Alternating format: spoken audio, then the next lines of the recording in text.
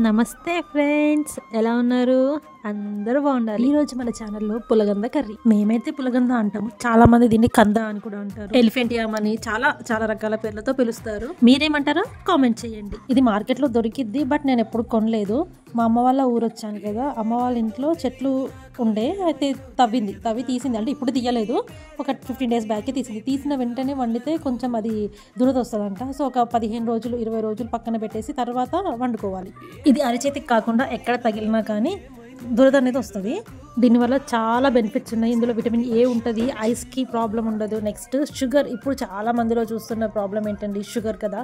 ఇది తింటే మనం రెగ్యులర్గా తీసుకుంటాం, అంటే ఎప్పుడో ఒకసారి కాకుండా ఒక వీక్లీ వన్స్ అట్లా తీసుకున్నాం అనుకోండి, షుగర్ రాకుండా కొంచెం అవాయిడ్ చేయవచ్చు. అంతేకాదు మోషన్ ఫ్రీ లేని వాళ్ళు కూడా దీన్ని వాడచ్చు. ఎవరైతే న్యూ బోర్న్ బేబీ మదర్స్ ఉంటారో ఆఫ్టర్ డెలివరీ దీన్ని తింటే మెన్స్ట్రల్ ప్రాబ్లమ్స్ ఏమి ఉండవు. లేడీస్ ఎవరైనా సరే మెన్స్ట్రల్ ప్రాబ్లమ్స్ ఉంటే దీన్ని మనం రెగ్యులర్ ఫుడ్లో యాడ్ చేసుకుంటే ఆ ప్రాబ్లం అనేది క్లియర్ అవుద్ది. నెక్స్ట్ కర్రీలోకి వచ్చేద్దామా. పులగంద కర్రీని మట్టిలో నుంచి తీస్తాం కదా, దానికి ఫుల్ మట్టి ఉంటుంది. సో మనకు ఎంత కావాలనుకుంటున్నామో అంతే తీసుకొని మంచిగా వాటర్ తోటి ఫస్ట్ క్లీన్ చేసుకోవాలి. మీడియం సైజ్ పీసెస్ కట్ చేసుకొని ఒక గిన్నెలో వేసుకొని అవి మునిగేంత వరకు వాటర్ వేసి 2 గుప్పల్లో ఉప్పు వేయాలి. ఉప్పు వేయకపోతే దురద అనేది వస్తుంది, కన్ఫర్మ్గా ఉప్పు వేయాలి. నెక్స్ట్ అవి మెత్తగా ఉడికేంత వరకు, నేను వీడియోలో చూపించాను, మెత్తగా ఉడికేంత వరకు వాటిని ఉడికించుకోవాలి. తర్వాత వాటిపైన ఉన్న తుక్క తీసేసి మీడియం సైజ్ మనకి ఎంత కావాలనుకుంటున్నామో అంత చిన్న చిన్న ముక్కలుగా కట్ చేసుకోవాలి.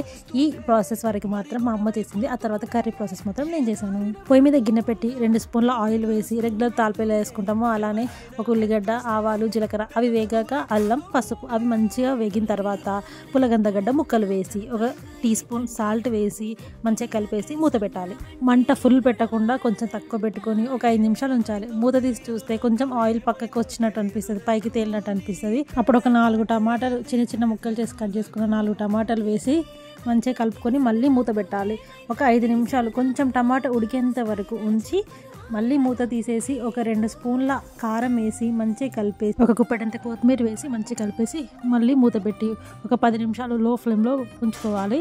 ముందుగానే కొంచెం చింతపండుని నానబెట్టుకోవాలి. మూత తీసేసి చింతపండు రసాన్ని వేయాలి. చింతపండు ఎందుకు వేస్తామంటే పులుపు కోసం అని కాదు, అది దురద రాదు. మెయిన్గా చింతపండు వేస్తే ఈ కర్రీ దురద రాదు. మీకు కొంచెం గ్రేవీ ఎక్కువ కావాలనిపిస్తే కొన్ని ఎక్కువ వాటర్ వేసుకోండి, మీకు కావాల్సినట్టు. నేనైతే కొంచెం ఎక్కువనే వాటర్ వేసాను, ఎందుకంటే దీనికి చపాతీలోకి చేస్తున్నాను నేను, రైస్లో కానీ కాదు. రైస్లో కూడా బాగానే ఉంటుంది, బట్ చపాతీకి అయితే ఇంకా టేస్ట్ ఉంది. Next 1 spoon garam masala, 1 spoon ధనియాల పొడి, ఈ 2 వేసేసి కలబెట్టేసి ఒక 10 నిమిషాలు మంట తక్కువ పెట్టుకొని ఉడికించేసి మూత తీసి చూస్తే ఆహా ఏమన్నా ఉన్నదా, స్మెల్కే నోరు ఊరిపోతుంది. చివరగా కొంచెం కొత్తిమీర వేసుకొని దింపేసుకుంటే కదా. Please like, share my channel, subscribe చేయడం మర్చిపోకండి.